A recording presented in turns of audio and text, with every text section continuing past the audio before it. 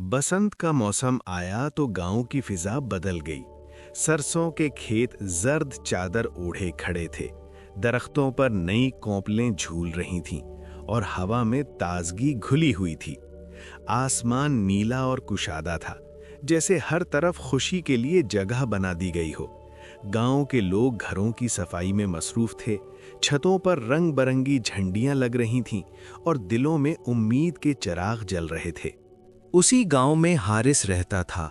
वो स्कूल जाने वाला एक मेहनती बच्चा था जिसे बसंत का मौसम बहुत पसंद था। उसके लिए बसंत सिर्फ पतंगों का नाम नहीं था, बल्कि नई शुरुआत का इशारा भी था।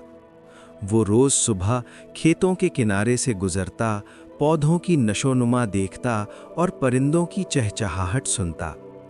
इस साल बसंत के साथ उसके दिल में एक खास ख्वाहिश भी जागी थी कि वो अपने कामों में ज़्यादा जिम्मेदार बने और दूसरों के लिए फायदेमंद साबित हो।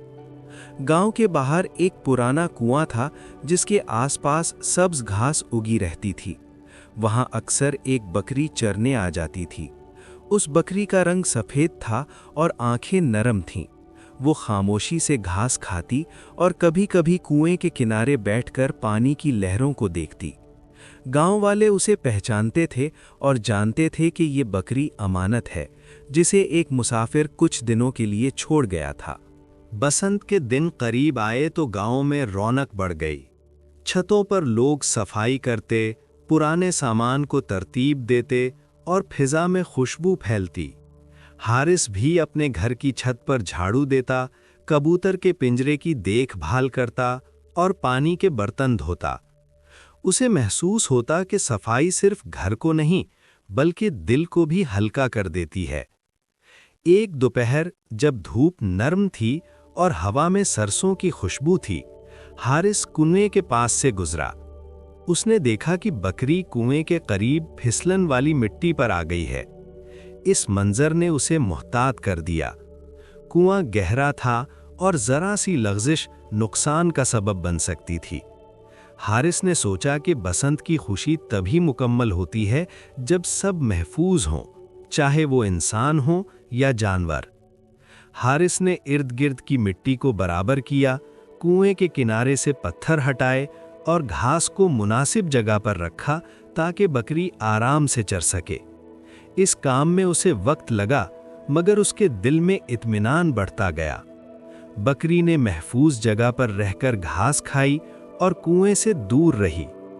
इस छोटी सी जिम्मेदारी ने हारिस को ये एहसास दिलाया कि इमानत की हिफाजत बड़े कामों से नहीं, बल्कि छोटे मुसलसल अमल से होती है। बसंत का दिन आया तो आसमान पर रंग बिखर गए। पतंगे बुलंद हुईं, मगर गांव के बड़ों ने एहतियात का ख्याल रखा।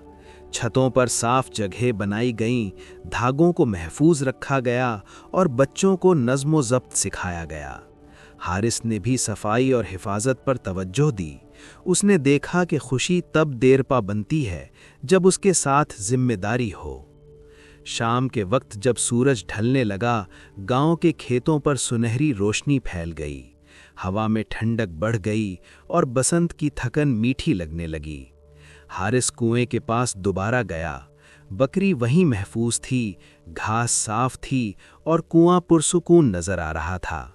ये मंजर उसके लिए एक खामोश सबक बन गया कि कुदरत के साथ नरमी और ख्याल रखना इंसान को बेहतर बनाता है। अगले दिन गांव में खबर फैली कि मुसाफिर वापस आ गया है और अपनी अमानत लेने आया है। बकरी को सेहतमंद और महफूज देखकर सबको खुशी हुई। हारिस के दिल में सुकून उतरा। उसे मालूम था कि उसने किसी की अमानत का हक अदा किया है, बगैर किसी शोर के, बगैर किसी नुमाइश के।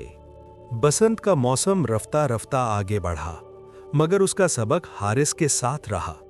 उसने सीखा कि खुशी और त्यौहार तब मानी रखते हैं जब उनमें एहतियात, सफाई और अमानतदारी शामिल हो। इंसान जब अपनी जिम्मेदारी पहचान ले तो मौसमों की खूबसूरती और बढ़ जाती है और जानवरों समेत हर जानदार के लिए दुनिया ज़्यादा महफूज हो जाती है। यही बसंत की हवा का पैगाम था कि रंग सिर्फ आसमान पर नहीं, किरदार में भी होने चाहिए।